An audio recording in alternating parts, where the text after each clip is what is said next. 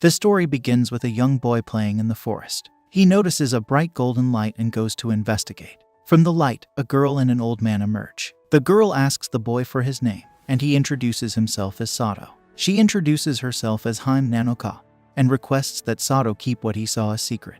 Hime suggests that it's best to forget about it, but in return, she promises to be his friend.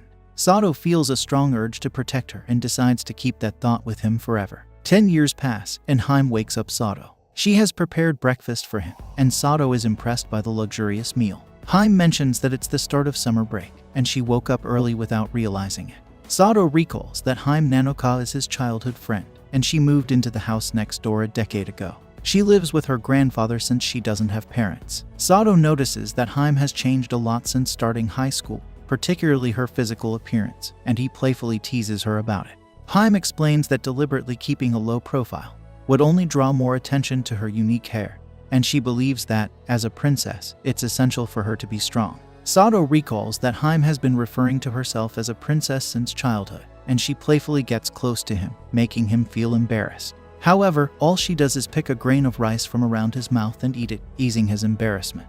The scene transitions to the two of them leaving for school, where they greet Hime's grandfather before heading out. On the way, Hime inquires if Satou's father is still not home, and he explains that his father won't return until after summer break.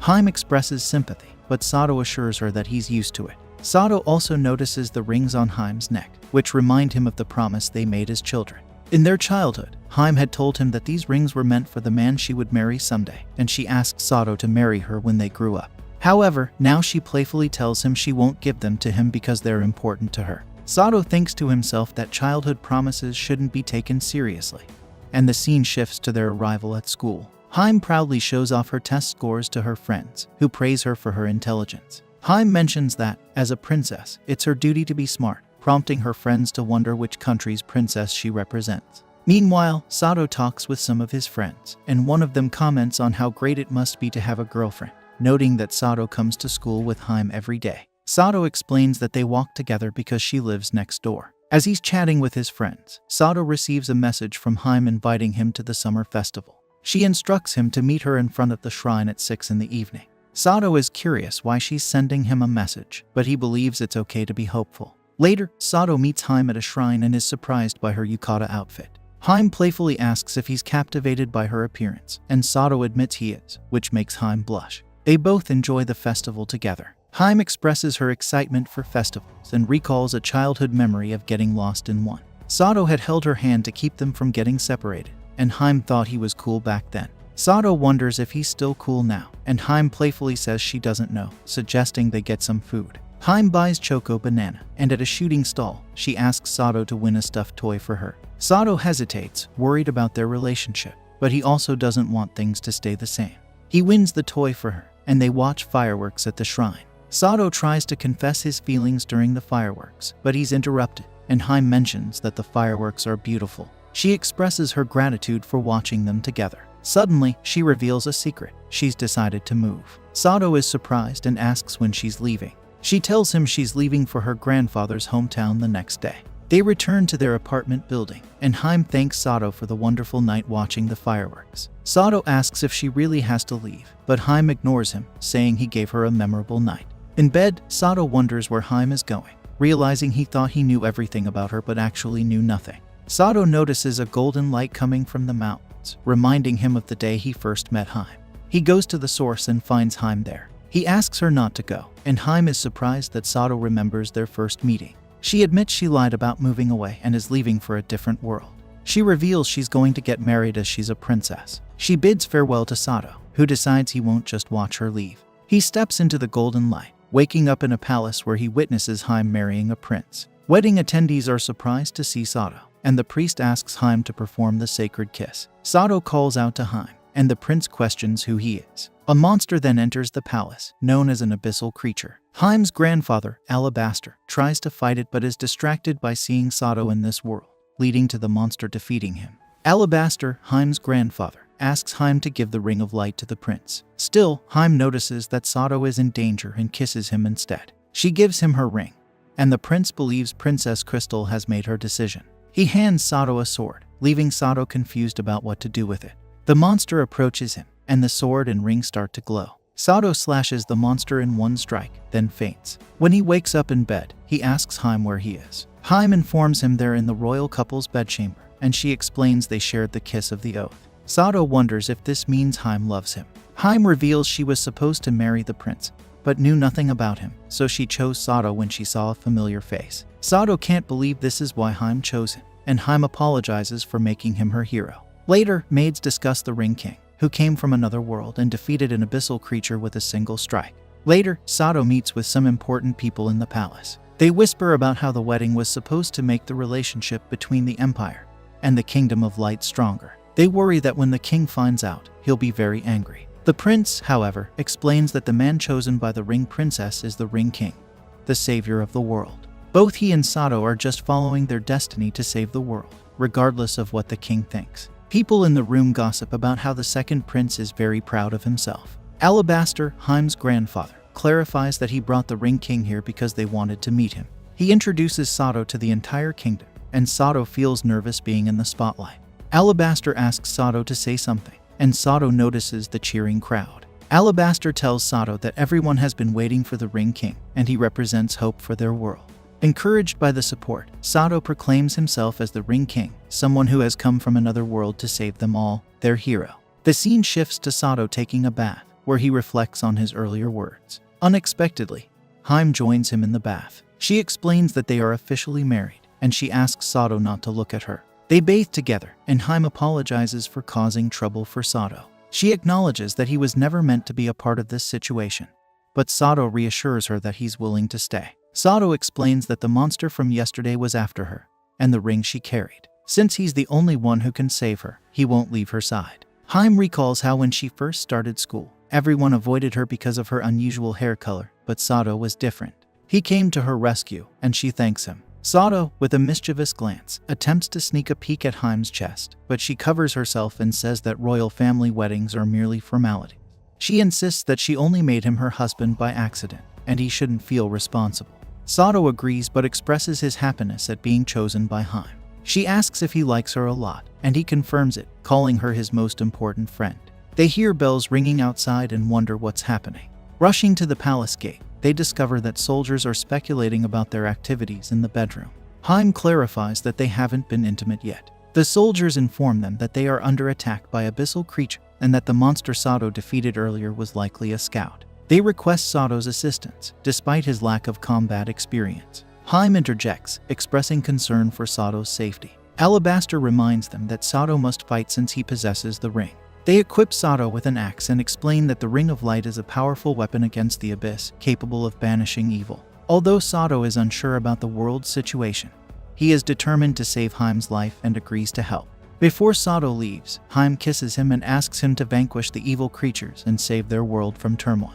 We then see a maid in the castle is under attack by an abyssal creature, but Satou bravely comes to her rescue. He tells the maid to get to a safe place, and thinks about how he has already defeated 3 monsters, though his power weakened quickly in his previous battle. Alabaster explains that the power in Satou's ring comes from the bond with the princess, Hime, and her kiss. Alabaster tells Satou that part of Hime's duty is to support the Ring King in battle. However, sustaining this power will be difficult for Satou. Alabaster reassures him that he will help. Satou asks Alabaster if he is as powerful as others say, referring to him as a great sage. Alabaster confirms he is. Just then a powerful enemy leader, the Knight of the Abyss King, appears. Satou tries to fight the knight but is quickly defeated and his weapon is destroyed.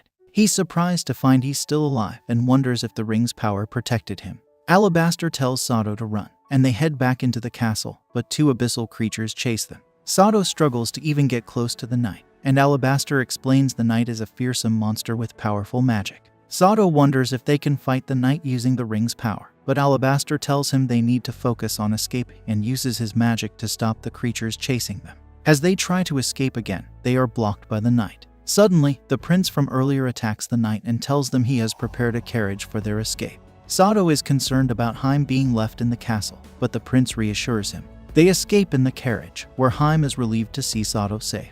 The prince explains that the monsters have captured the southern tower, so he took action to save Hime. Satou asks for the prince's name, and he introduces himself as Marmaruji, the second prince of the Jazara Empire. Satou finds his name difficult to pronounce, so the prince suggests Satou call him Marsh. Satou asks Alabaster if Kingdom will be okay, and Alabaster explains that currently, the Abyss King is focusing on chasing the Ring King and his ring. Once the monsters learn they've left the castle, they'll start searching for them, but hopefully, there won't be more casualties. Alabaster admits it's nearly impossible to defeat the Knight of the Abyss King without the power of light, leading Satou to feel he must be the one to conquer him. Alabaster clarifies they're fleeing because Satou's Ring King powers are weak. For him to fully harness his power, he must collect the other 4 rings. Satou realizes this means marrying 4 more girls, and Alabaster confirms his next mission is to wed the other 4 princesses and obtain their rings. Satou objects to polygamy, but Alabaster frames it as an exciting adventure and a man's dream. Meanwhile, Hime struggles to hide her discomfort with this plan. The scene shifts to the group at an inn with only 2 rooms available.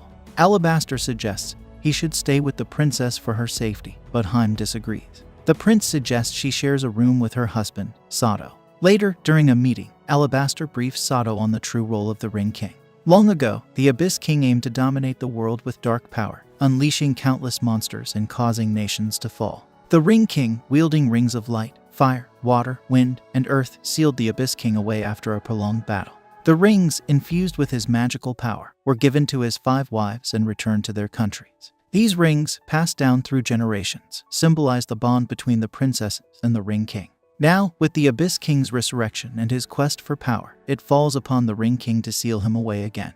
To do this, Satou must marry the 5 princesses and gather the 5 rings. In his room, Satou is deep in thought when Hime tells him not to overthink their marriage, calling it a sham. Suddenly, Satou feels pain and wonders if he was injured in the recent battle. Concerned, Hime asks Satou to remove his shirt, and upon doing so, she discovers several wounds on his back. Blaming herself for choosing him as the Ring King, Hime runs away in tears. Worried, Satou goes looking for Hime and encounters Mars. He asks if Mars has seen Hime, and Mars confirms she just ran past him. Mars sympathizes with the heavy burden of being the Ring King, but Satou insists it's not overwhelming. Mars thanks Satou for taking on the Ring King role, freeing him from that duty. He observes that Hime must be special to Satou, given his journey from his world to follow her. Mars encourages Satou, saying pursuing love is not easy and should be a source of pride. Apologizing for the delay, Mars directs Satou to the backyard where Hime might be. Satou rushes off, leaving Mars admiring his courage. In the backyard, Satou finds Hime and confesses his feelings for her, clarifying it's more than friendship. He reassures her that he's here by choice, and she shouldn't feel guilty. Hime admits her worries, explaining she was prepared to forget her previous life as Hime Nanoka to fulfill her role as the Princess of Light. Ready to marry a stranger for the world's fate, her resolve wavered when Satou, the man she loves, entered this world. She knows her husband, the Ring King, faces battles and must marry other princesses, but she struggles with these realities. Satou apologizes, and Hime decides to stop worrying. She resolves to be Satou's real wife and support him as the Ring King. She asks Satou if he'll accept her as his wife, and Satou agrees. In their room, Satou and Hime find themselves in an awkward situation following their recent commitment. They're unsure of their next steps now that Hime is officially Satou's wife. Satou impulsively moves closer to her but then hesitates, feeling that something isn't right. He notices Hime is trembling and decides to stop, telling her they shouldn't rush into things. Satou expresses his desire for their first intimate moment to be more meaningful, having waited 10 years for this. He suggests they take their time as a married couple, leading to a shared kiss. The next morning, Alabaster asks them how they slept. Hime says she slept well but internally says that she couldn't sleep at all. Alabaster is disappointed to hear that they didn't take their relationship further despite the romantic atmosphere. Satou and Hime are shocked to learn Alabaster was watching them. Alabaster reassures them that strengthening their bond is crucial, as it powers the Ring King. Mars arrives, bringing Satou and Hime cloaks to blend into their surroundings. Alabaster then announces their next destination is the Elf Country, known as Lanka of the Wind, where the Ring of Wind, an elven heirloom, is located. He teases Satou about the elves' renowned beauty, but Hime reminds him that she is Satou's true wife. Elsewhere, in Lanka, the elven princess expresses her disdain for the Ring King. Alabaster recounts that Lanka, a hub of knowledge, was once a sacred place. However, 50 years ago, a gust barrier appeared around it, changing the nation. Alabaster recalls visiting Lanka before the barrier existed. As Satou and the group approach the barrier, a bear-like creature attacks them. With no escape route due to the barrier, they find themselves running from the wild animal. Satou hears a voice guiding them to safety, leading him and the others into a tree. The barrier then sweeps the bear away. They meet the owners of the voices and realize they are elves. Alabaster thanks the elves for their help and starts explaining their situation. But Satou interrupts, revealing he is the Ring King in search of their princess. Hime quietly scolds him, noting that not all nations with rings are eager to join their cause. The elves agree to escort them to the palace but warn that things might not go as expected. The elves explain they must travel through the roots of a giant tree to reach Lanka, admitting the narrow path is inconvenient but keeps large beasts out of the city. Once in the city, they are taken to the throne room, where they find the throne empty. Hime then spots the princess hiding behind the throne. Satou introduces himself as the Ring King from another world to the princess. She inquires if Satou is married and have they already done it.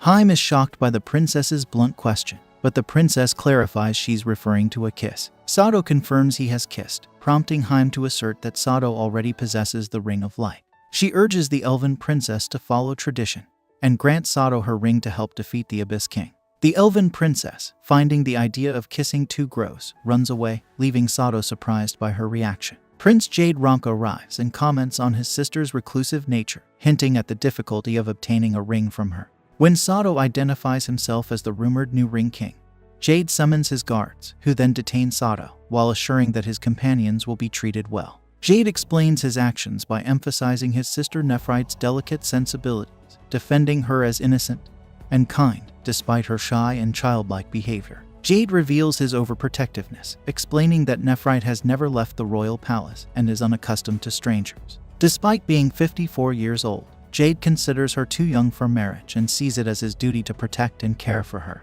He then informs Satou that he will be detained for the next 80 years, until Nephrite matures, leaving Satou locked up as he departs. After Jade decides to imprison Satou, an elf questions his decision, but Jade confidently states that their impenetrable wind barrier, powered by the Ring of Wind, keeps them safe from any threats, including the Abyss King. Their priority is to safeguard this ring, ensuring their country's protection. 3 days have passed since Satou's confinement, and he despairs at his situation until an elven woman visits him, inquiring about his intentions with the 5 rings. Satou expresses his simple desire to please Hime, which the woman finds admirably odd. She introduces herself as someone committed to her nation's future and criticizes Jade's decision to imprison Satou, who could be pivotal in opposing the Abyss King.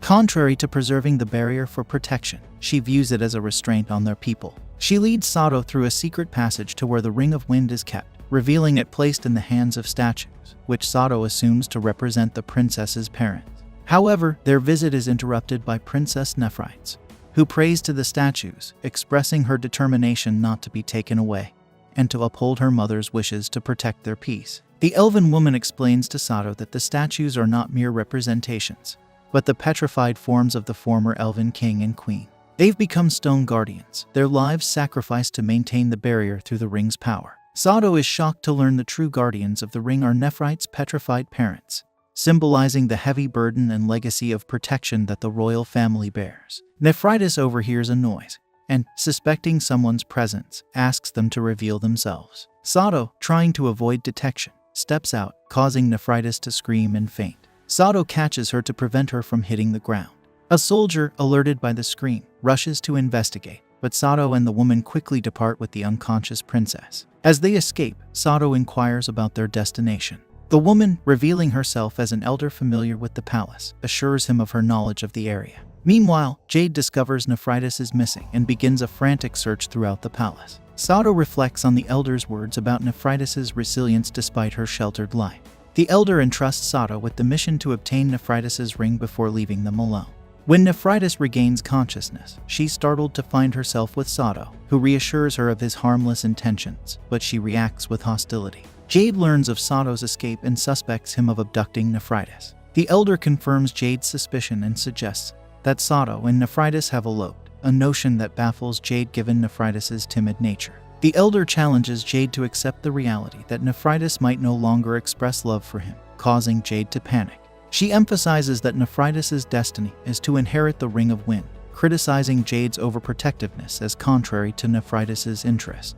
Despite Jade's insistence that the ring's current guardians, their petrified parents, adequately protect the nation, he vows to search the elder's residence. Back at the elder's residence, Satou, having washed their clothes, receives an apology from Nephrite for the inconvenience. This simple interaction underscores the burgeoning understanding and dynamics between Satou, the princess and the elder amidst the unfolding events surrounding the Ring of Wind and the protective barrier. Satou reassures the princess that washing their clothes was no trouble, especially after her unfortunate incident. Nephrite admits she's always been afraid of outsiders due to her sheltered upbringing within the palace walls. Learning that Satou hails from another world, she's intrigued but apprehensive, fearing the unknown. Satou explains his world is peaceful and devoid of monsters, sparking Nephrite's curiosity about whether elves exist there. When Satou confirms there are no elves in his world, Nephrite expresses a mixture of disappointment and fascination. Despite her sheltered life, she's curious about the world beyond the palace but is hesitant to confront the reality of it, finding solace in books and her imagination. Satou finds a common ground between them, revealing his journey to this world wasn't driven by special powers but by his desire to be with someone he loves. He encourages Nephrite, suggesting that despite challenges, there's always a way to explore and experience more. Excited by the prospect, Nephrite expresses a wish to see Satou's world, to which Satou agrees, gently reminding her to dress appropriately. Their conversation takes a turn when Jade and others arrive, demanding Nephrite's presence. The moment highlights Nephrite's internal conflict between her curiosity for the outside world and the constraints of her royal life, setting the stage for a decision that could change her life forever. Satou explains to Nephrite that he pursued the role of Ring King solely to be with his beloved Hime, with his current quest being to gather all the rings. He emphasizes that he doesn't want to coerce Nephrite into marriage. The choice is hers. Nephrite, determined, believes her brother will eventually come around to understanding her decision. When they confront Jade, Nephrite, initially shielded by Satou, steps forward to defend Satou's character against Jade's accusations. She argues that despite the ring's current guardianship by their parents, it's inevitable that she'll one day inherit it, acknowledging she can't always rely on Jade's protection. This defiance angers Jade, who accuses her of betrayal, leading Nephrite to reluctantly side with him. Jade then publicly accuses Satou of not only escaping confinement but also kidnapping Nephrite, vowing consequences. The elder intervenes, claiming responsibility for the situation, countering Jade's actions towards Satou as equally questionable. She promises to monitor Satou, to which Jade consents, albeit with the stipulation that Satou and Nephrite must not meet again. In a later conversation with Hime, she expresses concern for Satou's well-being. Satou assures her of his safety, but Hime notes the apparent bond formed between Satou and Nephrite during the ordeal. Satou questions Hime about possibly being jealous of his interaction with Nephrite, to which Hime playfully asks if that's wrong. Satou reassures there's nothing wrong, just as Elder Peridot, Lachma's oldest elf, arrives and introduces herself to Hime. Satou inquires about Nephrite's behavior and its relation to her parents. Peridot shares Lachma's history, explaining the barrier, and Nephrite's demeanor stem from a past event. Nephrite's mother wasn't the first choice for the throne due to her sister, who fell in love with a human traveler. This relationship caused uproar among the elves, fearing the outsider might take the Ring of Wind or had ill intention. Rumors and paranoia escalated, but the princess's love persisted until the traveler's mysterious departure, whether expelled or worse. Satou is shocked by the extreme measures taken over the rings. Alabaster adds context, stating the rings symbolize power and national pride since ancient times, coveted by those without. Peridot reveals the elder sister cursed Lachma upon leaving, predicting its downfall and the end of the ring's lineage. Such curses weigh heavily on elves, given their longevity, casting a shadow of fear over the populace and royal family alike, illustrating the depth of historical wounds within Lachma. After the older sister's departure, Nephrite's parents took charge of the Ring of Wind. To protect Lanka from the curse and outsiders, they created a wind barrier, sacrificing themselves to become stone guardians. Before their transformation, they made Nephrite promise never to leave the barrier's safety, effectively imprisoning the nation and herself. Nephrite recalls the solemn vow she made to her parents. Her mother, in her final moments before becoming stone, urged Nephrite to stay within the nation's bounds, assuring her protection until a destined time. This memory brings Nephrite to tears, as she's reminded of the heavy responsibility and isolation her promise entails. The scene changes, and Alabaster informs Satou that they have to give up on the Ring of Wind for now. He emphasizes that while they delay, the Abyss King's army might be approaching, and they can't stay in one place forever. Alabaster clarifies that they're not abandoning the ring completely, it's just not their top priority at the moment. He stresses the importance of collecting as many rings as possible. Alabaster points out that Satou isn't currently a match for the Knight of the Abyss King. Although Satou understands Alabaster's concerns, he hesitates. Hime questions if Satou's hesitation is due to his concern for Nephrite. Satou admits that he is worried about her and feels responsible for disrupting her peaceful life. Jade notices them leaving, thinking it's a good idea, as the Ring King's story is more of a myth, uncertain even to seemingly immortal elves. Jade believes his duty is to protect the city's people. Suddenly, they learn that abyssal creatures have breached the wind barrier. A powerful monster has torn through, sending monsters into the city. Jade is shocked that the barrier created by his parents has been broken, and more monsters wait outside to attack. Satou and the others attempt to leave the city but notice the abyssal creatures entering. They decide to turn back and defend the ring. To enhance Satou's power, Hime kisses him, and chaos ensues in the city as abyssal creatures wreak havoc. The elder informs Nephrites about the breach and asks if she plans to stay put. Nephrites, committed to her promise to her mother, wants to stay and keep a low profile. The elder suggests that an elf who sacrifices their desires to live isn't truly alive. Later, the Knight of the Abyss King attempts to steal the Ring of Wind. Jade, anticipating her move, confronts her. Knowing the Knight's plan to use the ring to bring the army inside, Jade attacks her. However, the Knight, revealing powerful magic, easily counters Jade. Recognizing her as the Knight who attacked Nakanatica, Jade realizes he can't back down and must protect his parents' legacy. The Knight attempts to attack him with wind, but Alabaster intervenes, saving Jade with a spell. Jade is puzzled about the Ring King's presence, and Satou expresses uncertainty about saving Jade. However, he emphasizes that Nephrites considers this place home, and today, he is determined to defeat the Knight. Because he have received power from his wife, he attempts to attack the Knight, but she easily blows him away. Jade informs Satou that she can nullify all magic attacks, leaving no hope for victory. Hime tends to Satou, noting that he is aware of the Knight's strength but still wants to protect them. Jade, getting back on his feet, declares his commitment to keeping his sister safe and freeing her from the fate of the rings. Meanwhile, Satou struggles to get close to the Knight, and Alabaster thinks the situation is worse than expected. Satou questions his own strength, wondering why he can't overcome the Knight. Hime speculates whether her hesitation during their earlier kiss affected Satou. She admits to feeling jealous of Nephrites, and believes she can't assist Satou on her own. Hime then approaches Nephrites, catching the attention of the elder. Meanwhile, Alabaster suggests to Satou that they should retreat, but Satou refuses, explaining that the creature is after the Ring of Wind. The elder arrives and informs Satou that the Princess of Light has gone to find Nephrites. Confused, Satou questions why she would do this. Peridot, joining others to buy time, mentions that the princess is doing it for him and praises Satou's remarkable life. In another scene, Hime approaches Nephrites and proposes that she marry Satou. Hime shares her own feelings of uselessness, having lost her parents protecting the ring, while acknowledging the heavy burden Nephrites carries. Nephrites, however, insists that her parents sacrificed themselves to cast the wind barrier so that she wouldn't have to inherit the ring. She cannot betray their sacrifice. Hime argues that they are different, pointing out that she is not helpless. She emphasizes that her brother and the elder are currently fighting the Knight of the Abyss King, even though they stand little chance. But Nephritis says that it is their responsibility as ring bearers. Hime tells Nephrites that Satou is putting his life at risk to protect their home. Even though he may not seem like it, he's a really considerate person who won't give up. There's a chance he might even get killed, and she feels helpless not being able to do anything on her own. So, she requests Nephrites to marry Satou and save him. Nephrites opens the door to her room, pondering if she can truly make a difference. The scene then shifts to Satou and others engaged in a battle with the Knight.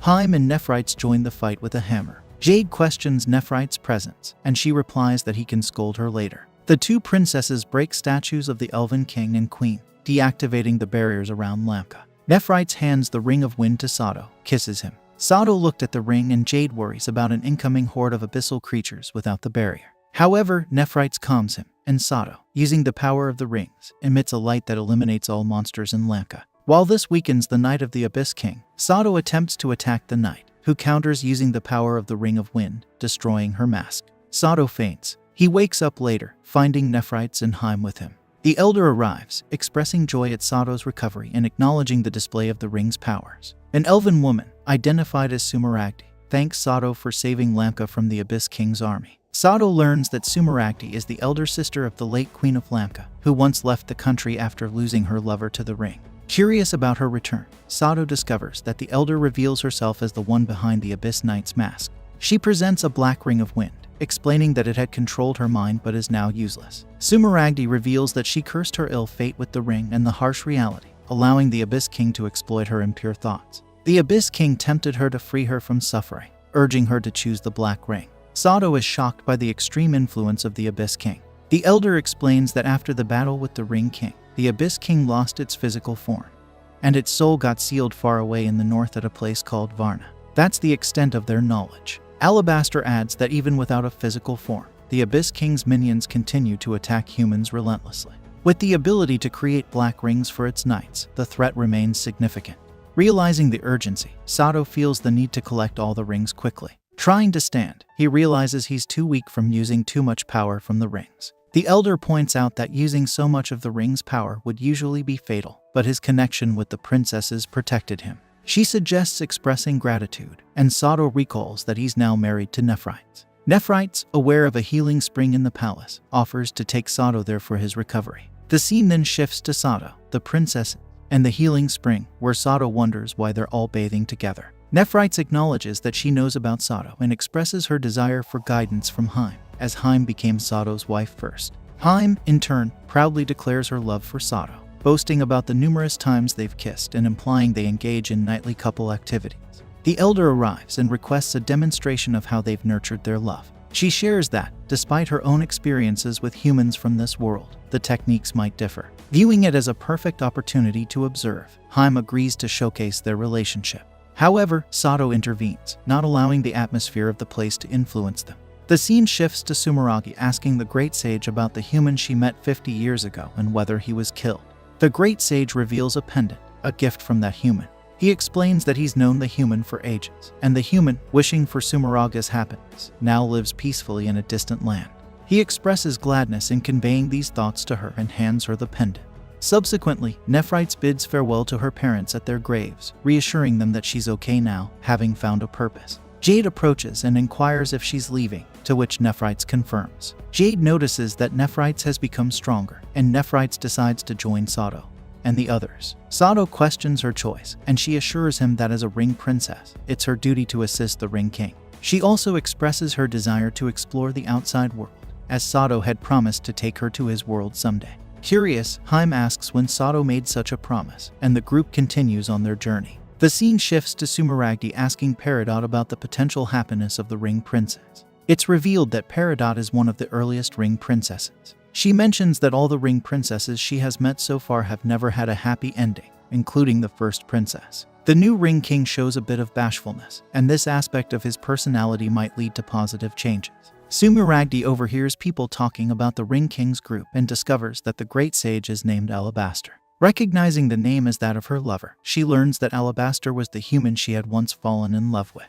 Meanwhile, Alabaster joined them and asked them to hurry or they will have to sleep under the star. The story then shifts to Hime having a dream where she is married to Satou. In the dream, Satou tries to be intimate with her, but to her surprise, Nephrites is in the bed instead of her. Confused and thinking that she should be in Nephrites' place, Hime wakes up relieved that it was just a dream. She joins the others and sees Satou serving dinner to Nephrites. Mars asks Alabaster about their next destination, and he mentions they are heading to the Kingdom of Water. Mars expresses his desire to visit the place, and Nephrites accidentally burns her tongue while eating hot food. Satou, who has been spending a lot of time with Nephrites, gets worried. When Hime asks Satou about her dinner, he tells her to serve it herself, making Hime angry and embarrassed. She tries to run away, but Satou stops her. As they continue their conversation, they notice something approaching. Satou wonders what it is, and Alabaster reveals that it's their lucky day, the giant moving country of the Catfolk Knights, the Kingdom of Fire named Nitikita. Satou finds it hard to believe that it's an entire country. Alabaster shares that he was wondering where to find the country, and believes they can't miss the chance. He suggests going to the princess to obtain the Ring of Fire before heading to the Kingdom of Water. Mars is disappointed, and Satou wonders if Mars is eager to go to the Water Kingdom because he has someone important there. Satou asks Alabaster how they'll enter the country, and Alabaster shouts for the country to give them a ride. Someone lowers a ladder, and Alabaster says it's time to go up. Nephrites is afraid of the height, and Satou encourages her. Hime assures Satou that she'll take care of Nephrites, and the scene shows them climbing up the stairs safely. They all board the country and find the inside resembling a market. Hime wonders where the Order of Knights is, and Nephrites explains that Nitikita is the Order of Knights of Fire for the strong catfolk. Merchants seek protection from them, turning it into a massive caravan. Nephrites mentions it aligns with what was written in the book, and Alabaster praises her knowledge. He reveals that the catfolk lost their land in the era of the first Ring King, building a city on moving platforms, eventually becoming a moving tribe providing armed services. Alabaster says it's more fitting to call them mercenary. as the once strongest order of knights has transformed into the safest traveling caravan. Alabaster suggests asking people to guide them to the ring Princess of Fire, but he realizes that the two princesses are missing. Meanwhile, Nephrites explores some books in the market, finding it to be a treasure trove. She also comes across some immunia and tries to show them to Satou, but he's not around. Hime tells Nephrites that they might have gotten separated. Feeling scared among unfamiliar faces, Nephrites becomes anxious and apologizes for causing trouble. Hime reassures her, saying it's not a problem. Hime then notices some catfolks, finding their cat ears cute. However, Nephrites informs Hime that these catfolks have ancient warrior blood, serving the Ring King with violence. She adds that elven ears are cuter. The catfolk ask if they are lost. Hime explains that they got separated from their friends, and the locals advise them to head to the arena since it's a noticeable landmark. Grateful for the help, Hime thanks them, while Nephrites finds them to be different from what she read in the book. Meanwhile, Satou worries about his companions, but Alabaster tells him to stay calm, reassuring him that Nitikita is a safe place. He suggests they prioritize finding the Ring Princess of Fire. Expressing his concern, Satou notes that they've been attracting attention. He questions if they're truly safe here, to which Mars responds that the catfolks respect strength. Satou believes it's because of his imposing aura, but it's actually Mars who catches the interest of some catgirls, who invite him for tea, assuming he's a skilled swordsman. Mars, however, insists that Satou is stronger, though the catgirls find it hard to believe due to Satou's lack of muscle. Mars redirects the conversation, asking the catgirls if they know where to find the princess. Disappointed, the catgirls assume he's another admirer, and mention the ongoing matchmaking session. The scene shifts to Hime and Nephrites outside the arena, where they enjoy some crepes. They both enjoy the taste of the crepes, and Hime notices a smudge on Nephrites' face, so she cleans it for her. Nephrites observes that Hime's caring nature is similar to Satou's, describing them both as kind. Traveling with them makes Nephrites feel like her parents are watching over her. Hime humbly points out that she can't be like Nephrites' mother since Nephrites is older. Nephrites then apologizes to Hime, expressing that she wanted to apologize because Satou has been taking care of her so attentively lately. Hime reassures her, saying she doesn't mind at all. Hime acknowledges Nephrites as a delicate princess who has been safeguarded for a long time, and she understands that Satou enjoys taking care of people. Nephrites believes that Hime still feels jealous, and Hime accepts this. Nephrites explains that her feelings stem from deep love for Satou, but she can only admire him, acknowledging that her feelings are not as strong as Hime's. She questions her capability to fulfill her duty as the Ring King's wife. As they converse, they notice a battered person emerging from the arena. Satou and the others arrive at the arena and reunite with the princesses. May points out that something seems off after witnessing a man getting beaten. Some girls then invite them to participate in a matchmaking session with the princess. They all enter the arena and observe the cat princess engaging in a fight. She effortlessly defeats her opponent and notices the presence of the Ring King. The cat princess informs Satou that to become her husband, he must be stronger than her and proceeds to attack him. Unfortunately, Satou is unable to match her strength, and she defeats him. Expressing disappointment, the cat princess remarks that she was excited to fight the Ring King but finds him too weak. She suggests he come back for a rematch and leaves, as there are many people waiting for a matchmaking session with her. We then see Satou having a practice session with Mars, but he struggles to land a single hit on him. When it's time for dinner, they take a break, and the chef informs Satou that only strong warriors can hope to marry the Ring Princess of Fire. Currently, no one in the country can beat her, so they've invited men from various races for matchmaking. The chef introduces their princess, Gran Nitikita, as the strongest catfolk princess of this generation. Satou wonders if he can defeat her, and Alabaster suggests using the power of the rings. Satou hesitates, thinking magic is like cheating, but the chef explains that magic is a mage's strength in combat, and many mages also participate in the matchmaking. The chef advises Satou to eat up, emphasizing that he can't win on an empty stomach. Satou follows the advice and eats. The scene shifts to Satou watching Granard in another matchmaking session, where she defeats her opponent with a single strike. Afterward, Satou sits alone, and May joins him, inquiring if his training is over. Satou mentions he's on a break, and after that, Alabaster will provide him with magic training.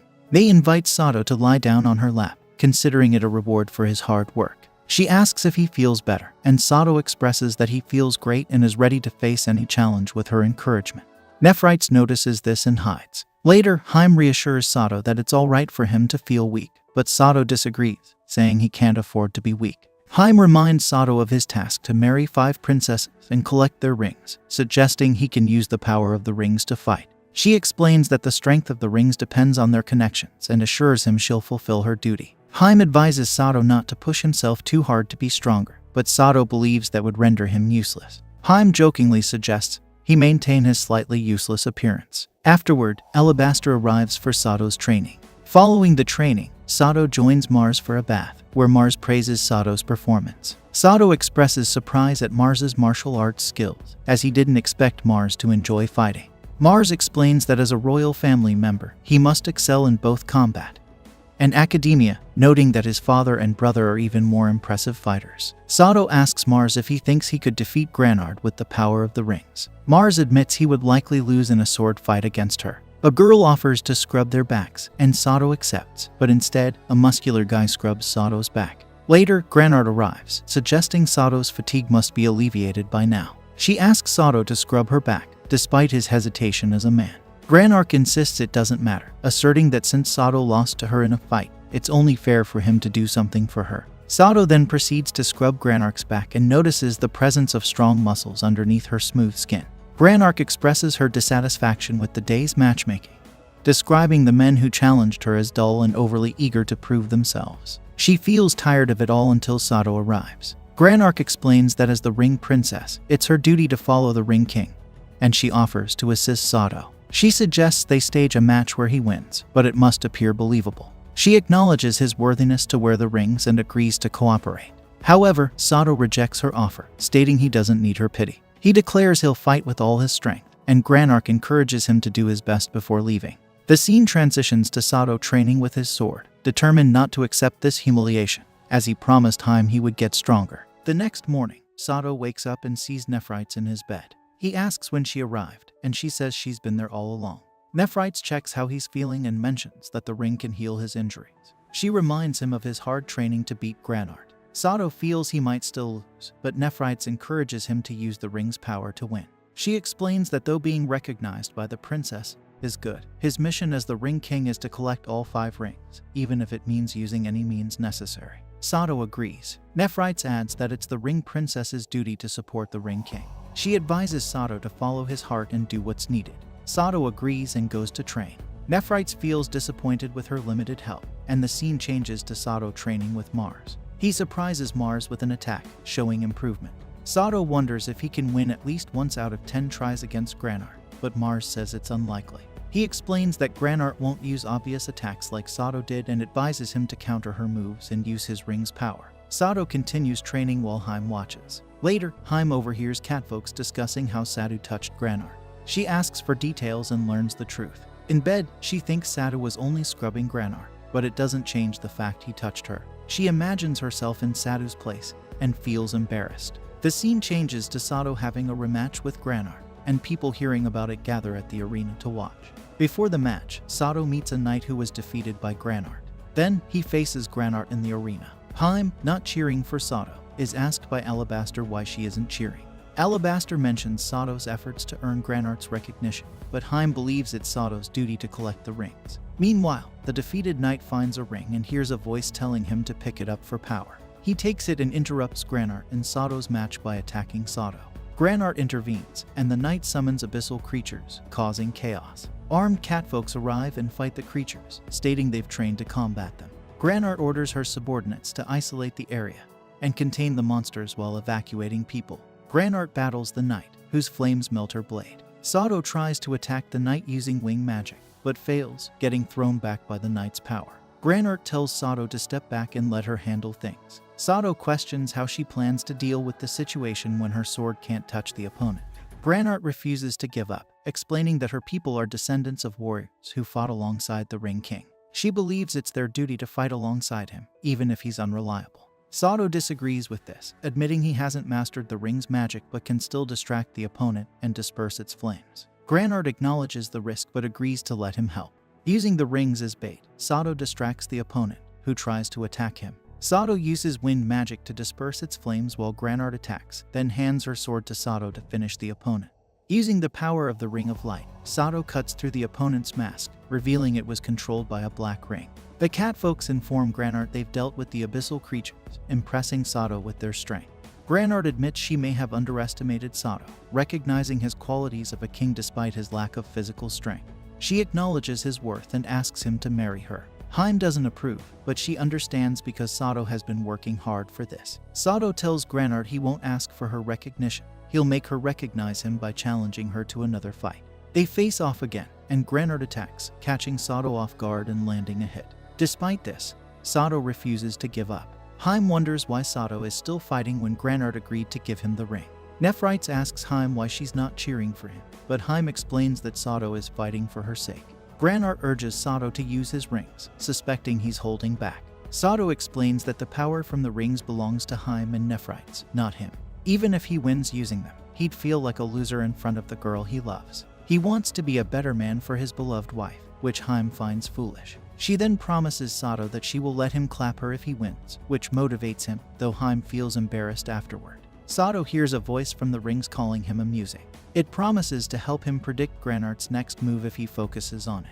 Though unsure, Satou is told not to worry as it's not the power of the ring princesses. The voice says it's an opportunity he's earned. Understanding this, Satou agrees. Granard attacks, but Satou manages to counter and she vanishes from sight. The voice from the rings informs Satou that Granard is above him. Satou successfully defends against her attack and defeats her. Granard is shocked by this outcome, while Satou is puzzled. Granard, deeply impressed by Satou's victory, kisses him and praises his achievement as the first person to defeat her. She feels he deserves recognition and suggests they start a family together. Granard attempts to instruct her servant to prepare, but Satou interrupts, asking her to hold on.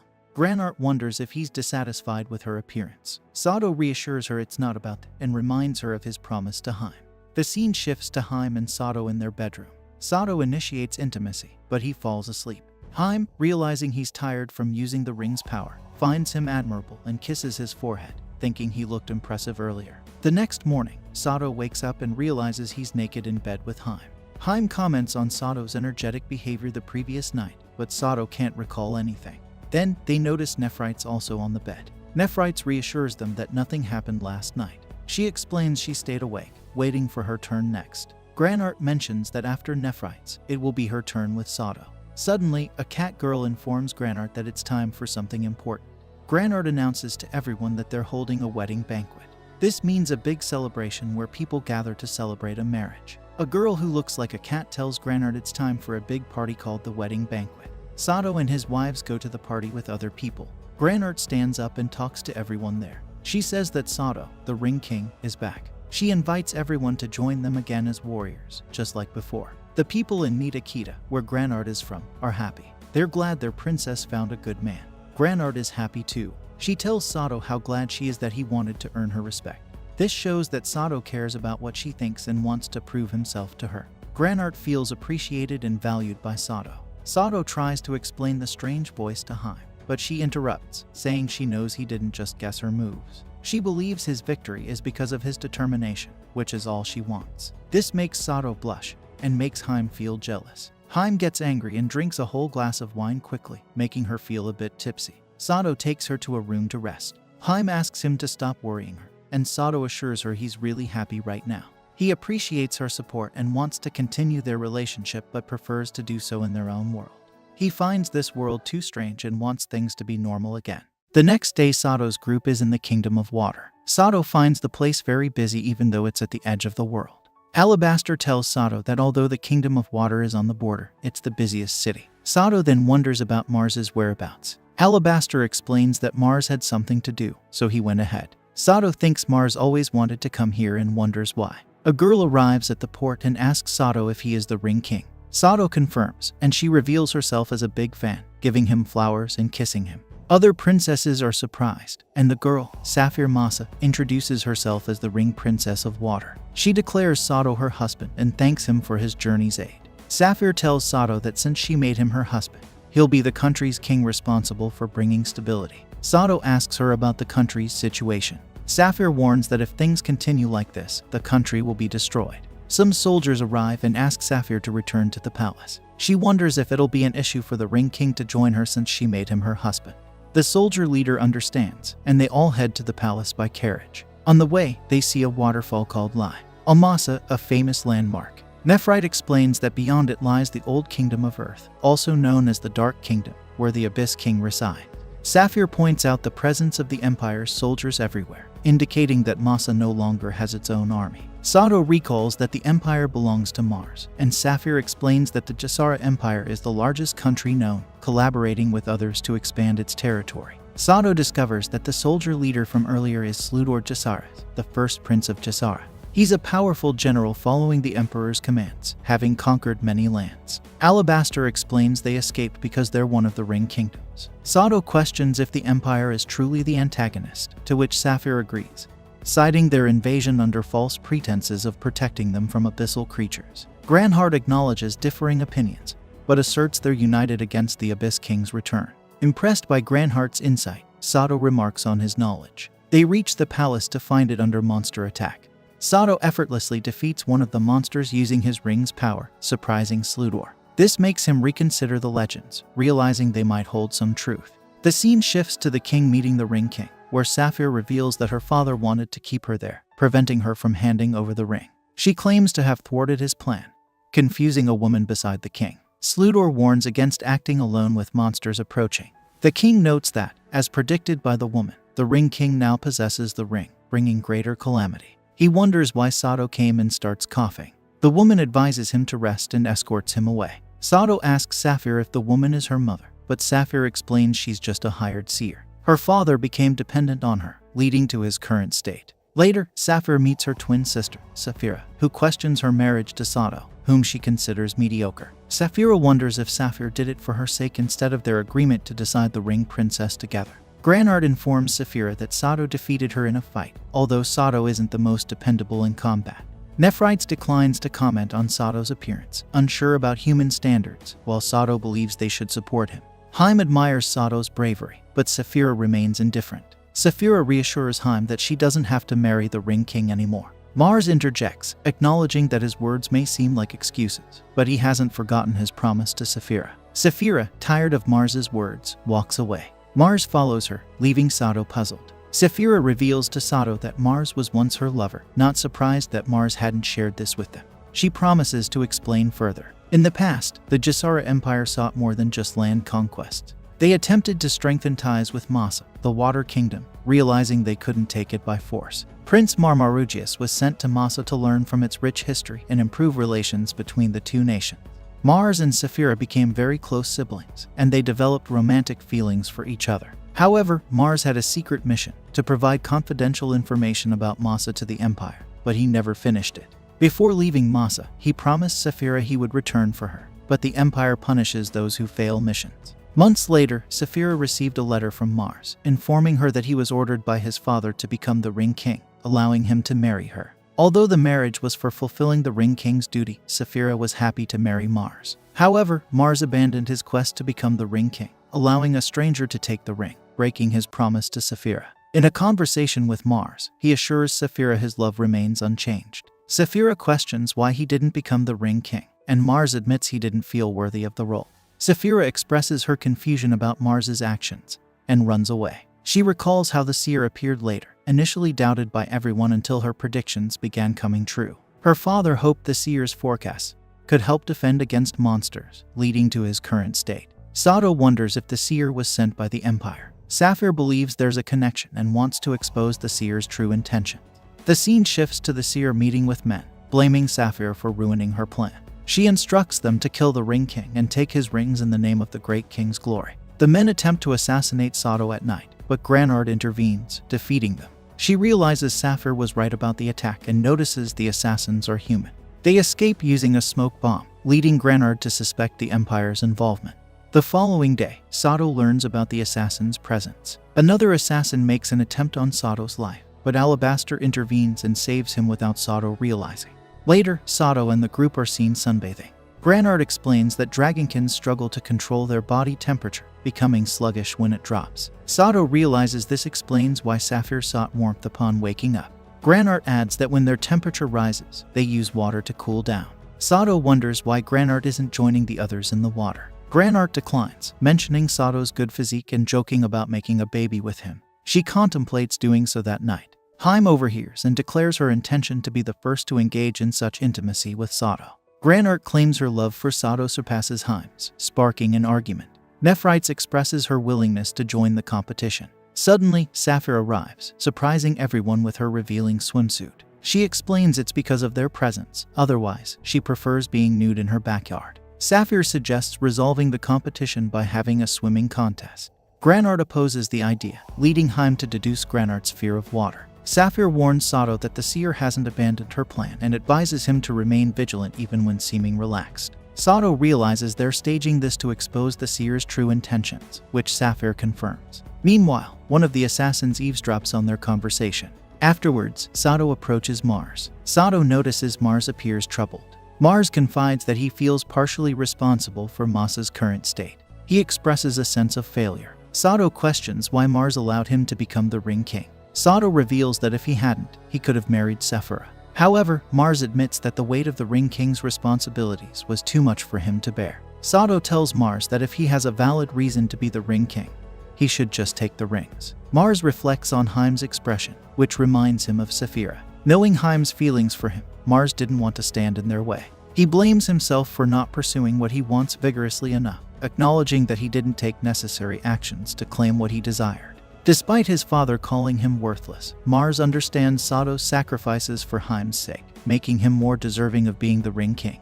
The scene shifts to Mars speaking with his brother, expressing doubts. Mars tells his brother to reconsider, as they previously agreed not to interfere in Masa. Sluder reminds Mars of their father's orders to send reinforcements. While Mars hasn't been forgiven for defying the order not to become the Ring King, he has gained the Ring King's trust. Sluder emphasizes their plan's importance, seeing it as Mars's redemption.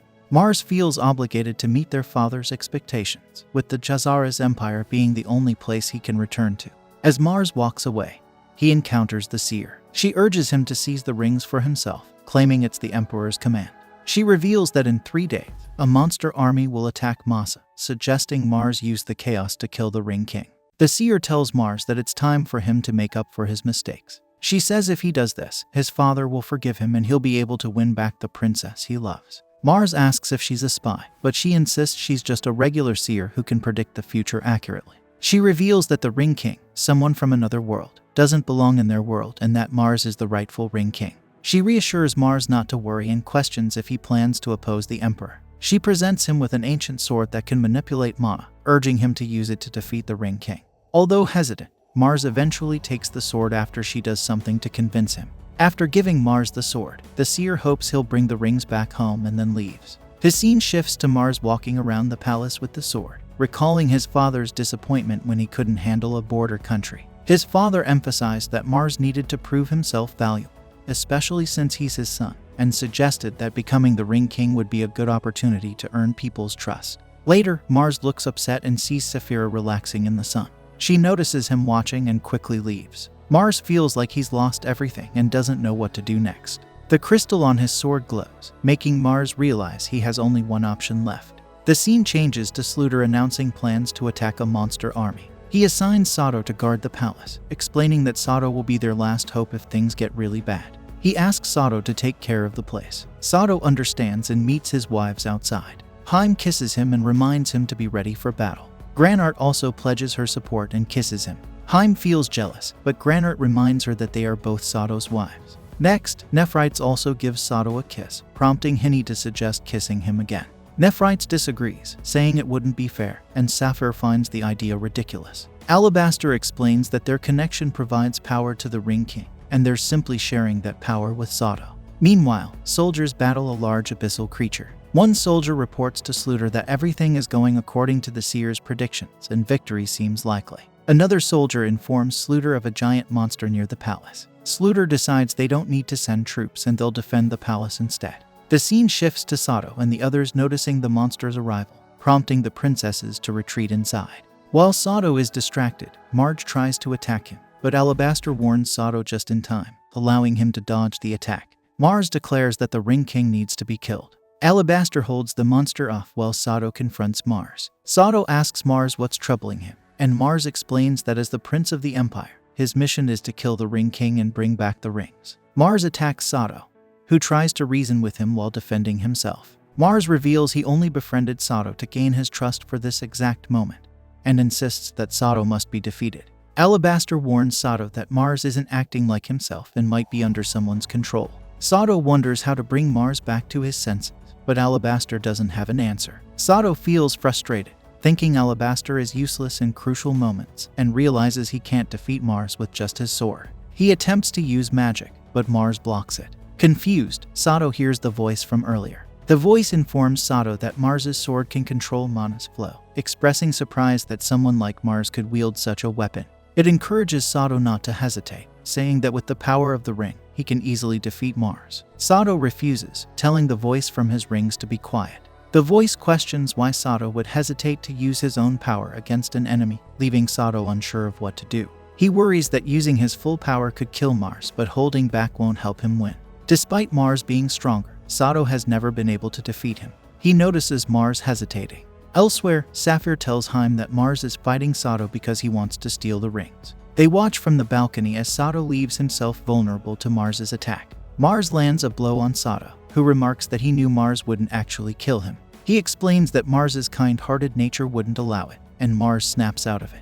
Mars pleads with Satou to end his life, calling himself worthless as both a prince and a lover. Satou disagrees, saying this isn't the Mars he knows. He reminds Mars that he owes his survival to Mars's kindness and vows to make him see his true worth.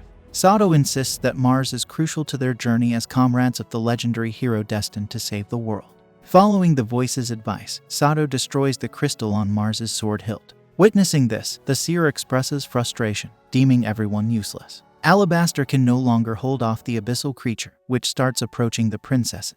Granart saves Hime from the creature, but it grabs Saphira. Satou wonders if it's taking her as a hostage. The seer arrives and blames Mars for ruining the gift she gave him. Alabaster realizes that the seer is collaborating with the monsters and is responsible for cursing Mars's sword. The seer admits to awakening Mars's inner desires, but threatens Princess Saphira's life if they act against her. She asks Mars if he's willing to trade the rings for Saphira's safety. Mars acknowledges his envy towards Satou, but insists it's not his whole identity. Satou's actions make Mars realize his true values. He decides to live for himself and his loved ones, proposing to Saphira. Satou rescues Saphira from the monster, and Mars catches her, apologizing for the delay. The seer summons an abyssal creature, intending to kill the Ring King, but Saphira intervenes. She praises Satou's foolish yet kind nature, kisses him, and uses the power of the rings to transform into a dragon.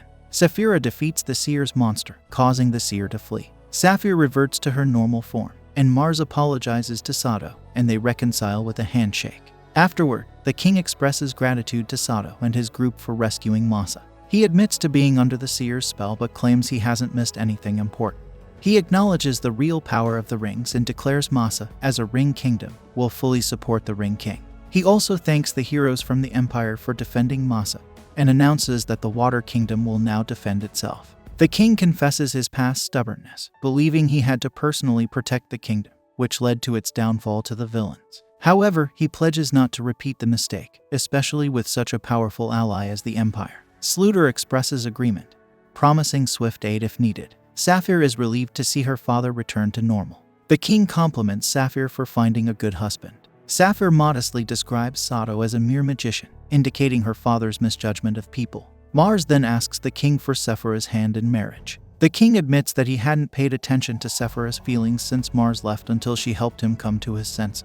He confesses to caring too much about the nation, neglecting his daughters as a result, and feeling like he failed as a father. He decides to entrust Saphira to Mars now, and both Mars and Saphira are delighted to hear this. Hime expresses her desire to have a relationship like this, and Mars tells Satou that he's beaten him to marriage. Satou realizes that Mars has already tied the knot. After this, Sluder decides to depart, but Mars calls out to him. Sluder then informs Mars that he suspects a conspiracy is forming in the shadows after learning the truth about the seer and the monsters. He expresses hope that Mars will be able to return home someday. The scene shifts to the seer meeting the Emperor. She tells him that a small nation like Masa shouldn't matter to him. She explains that as long as she can control monsters and they collaborate, they can conquer more kingdoms. She tries to manipulate the Emperor with his deepest desires, but he refuses and slashes her. He warns her not to try to control him, stating that he only listened to her because their goals align. The Emperor reveals that he knows she works for the Abyss King. The seer is surprised by his knowledge. The Emperor declares that they no longer live in a world ruled by gods, it's a world of men now. He vows to eliminate anyone who opposes him, including both the Ring King and the Abyss King. This brings an end to our episode. See you with the new episode next week. Until then, subscribe to our channel and check out our other videos.